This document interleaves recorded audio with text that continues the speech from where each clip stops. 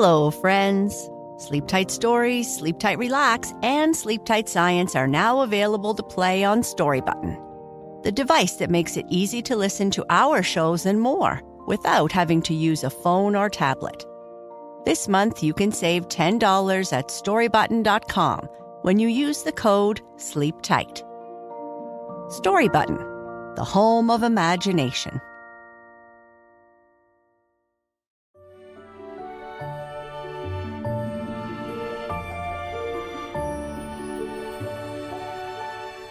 Hello, friends, and welcome to Sleep Tight Stories.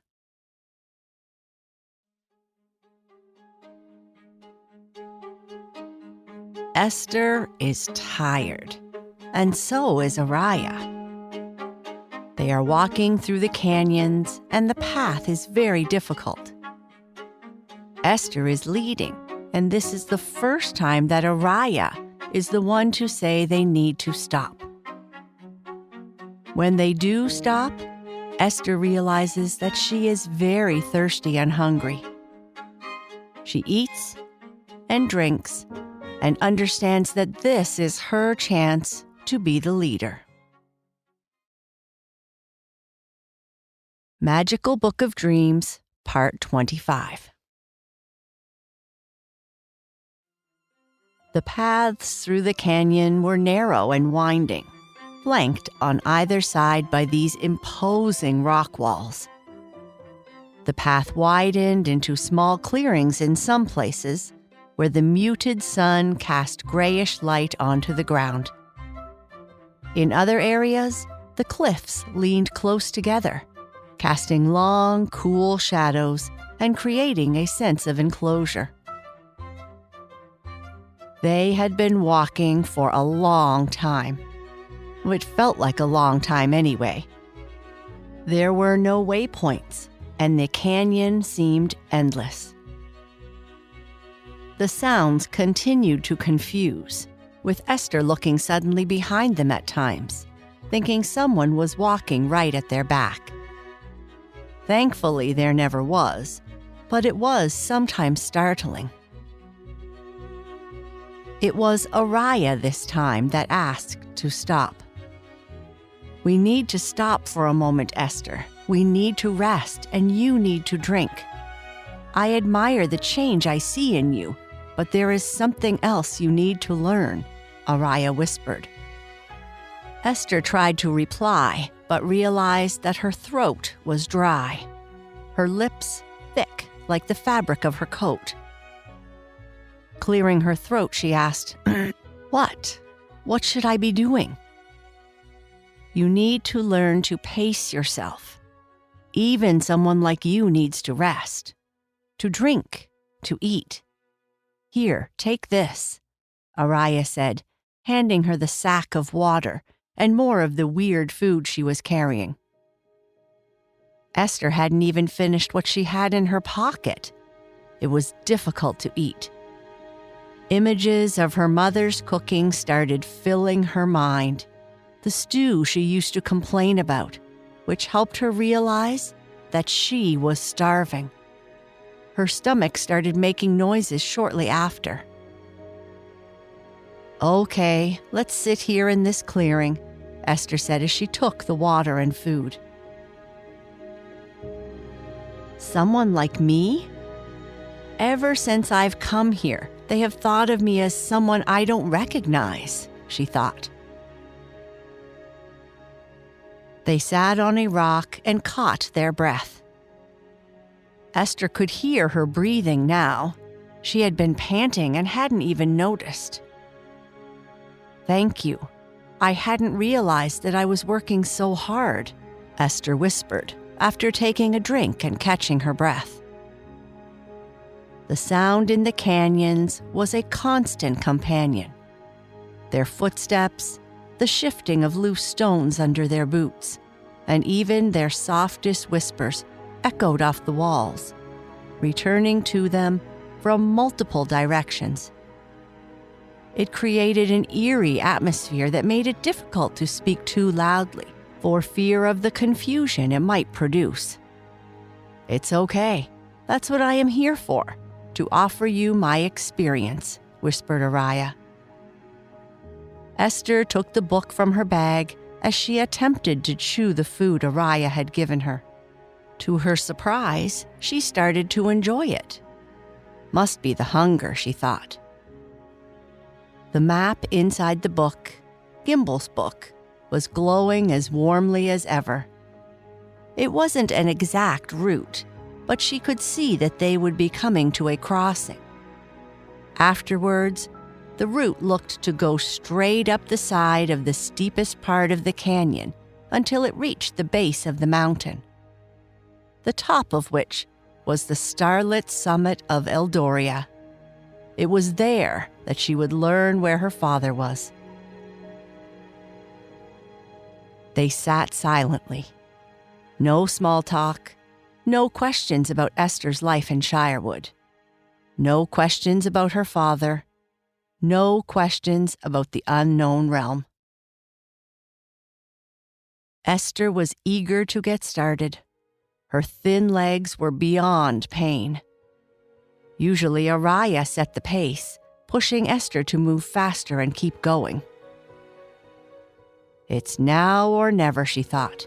If I am going to be the leader they think I am, this is the first step.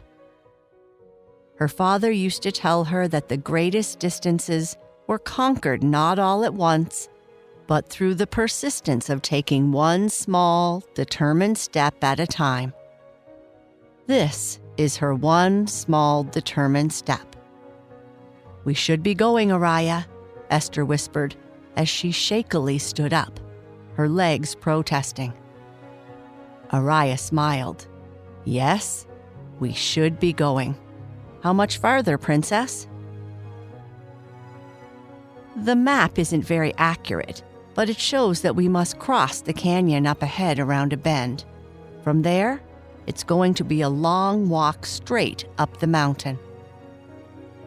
"Well, hopefully the way will be clear and that mountain will reveal itself in a time benefiting us," Araya said, as she did her customary look around, looking for threats before they walked. As they left, following a narrow and winding path, the edge often revealing what looked at times like a bottomless pit. This is not a path you would want to walk on at night. One misstep, and you might keep falling through to the other side.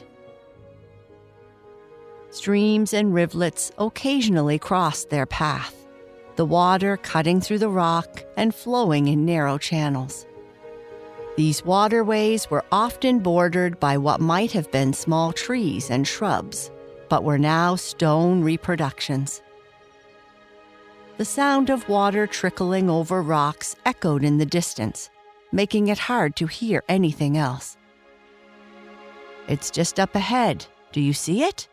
Ester whispered as she pointed to a long bridge that crossed the canyon. "Yes, yes. Finally. Even my legs are starting to complain," Araya said, trying to make fun. "Oh, how I hope it is safe to cross." They walked for a time and then turned one last corner as they arrived at a clearing where multiple paths intersected. This would seem to be the only way across.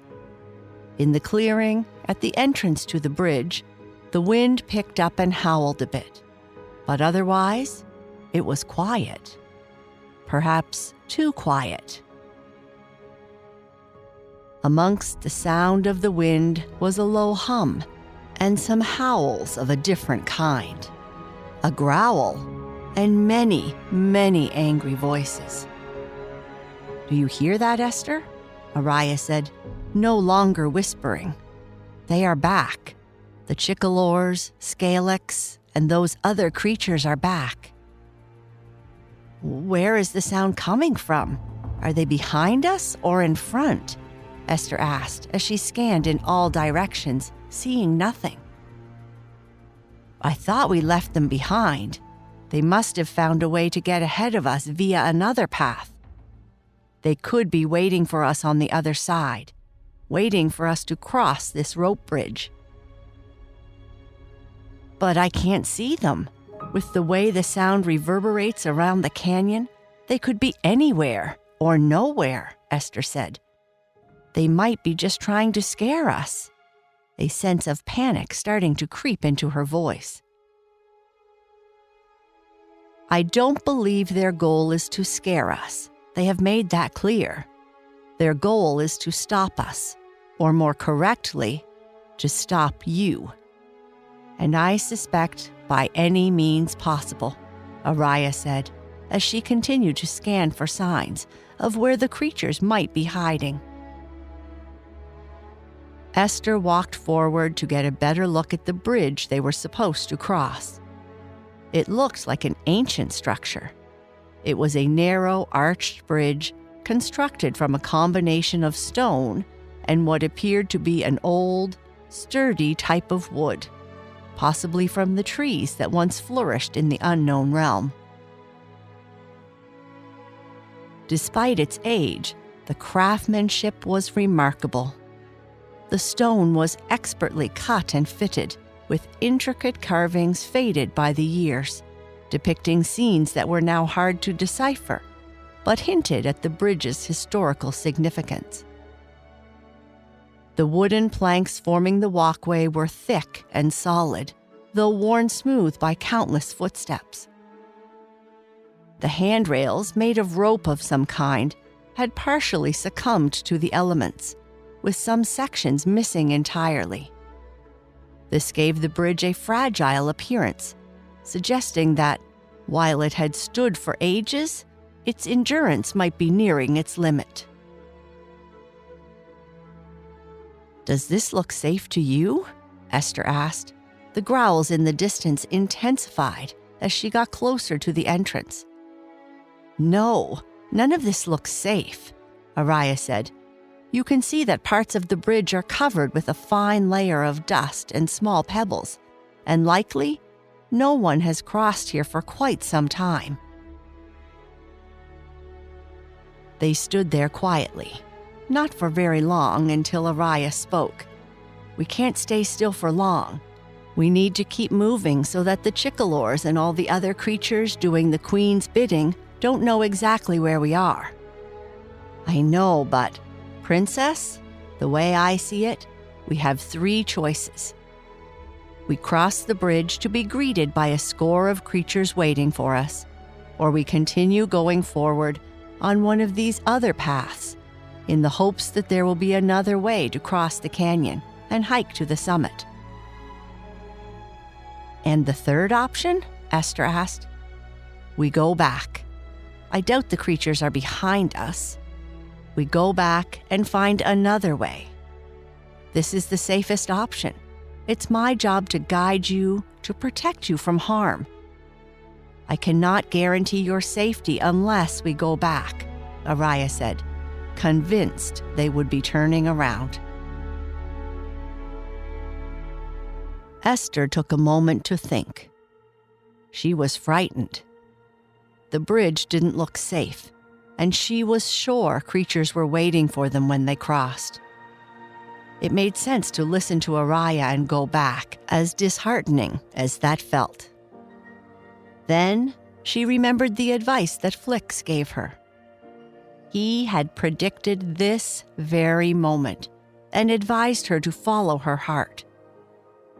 She had to trust her instincts and the map and listen to her inner voice. It was telling her to go forward, to find her father, and then all would be revealed to her. Find her father. Ester took the map out of the bag one last time. The route hadn't changed. It led across this very rickety bridge. Her decision was made.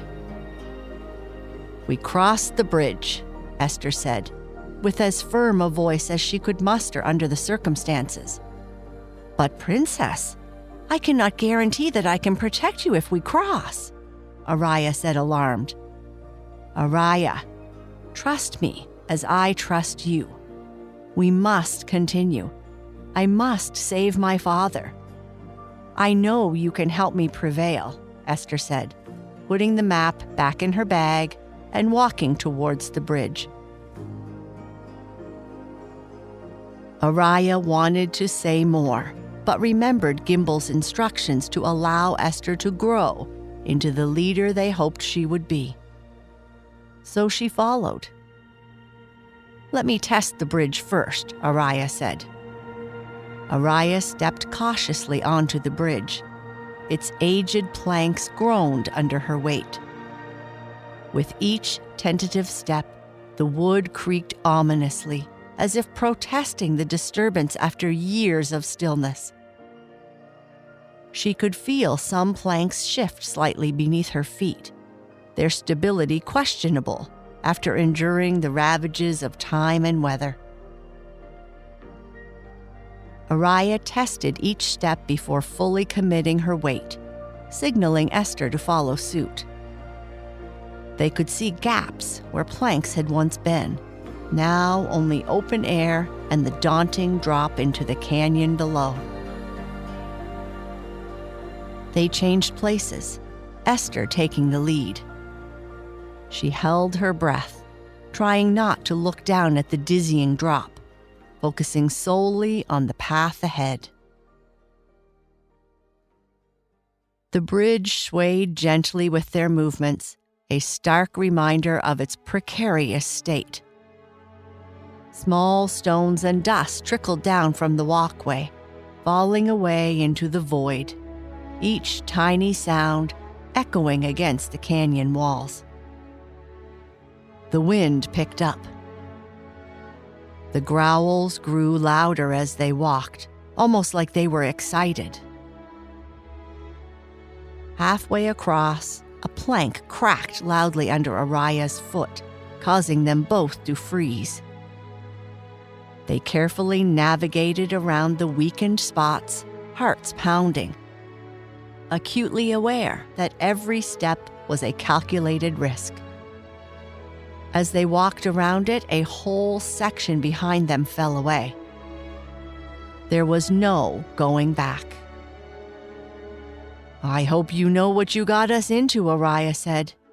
Even knights like Araya felt fear, and she was very scared.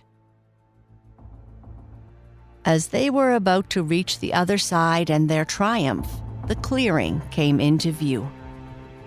A herd of scalix and chickalors were waiting for them, shivering with excitement. There was nowhere to go. The creatures growled and hissed, their eyes fixed on Ester and Araya, blocking any path forward. Then, in that moment of dread, Ester's bag started to glow incredibly bright. The light emanating from it was so intense it illuminated the entire clearing, casting long, quivering shadows behind the menacing creatures. Ester and Araya were momentarily stunned, their eyes drawn to the source of the light. The magical map within the bag radiated a powerful energy, its glow pulsing like a heartbeat. The creatures, taken aback by the sudden brightness, hesitated. They recoiled slightly, their growls turning to confused whimpers. It was as if the light from the map was casting a protective barrier around Ester and Araya, offering them a moment of respite and a glimmer of hope in the face of seemingly insurmountable odds.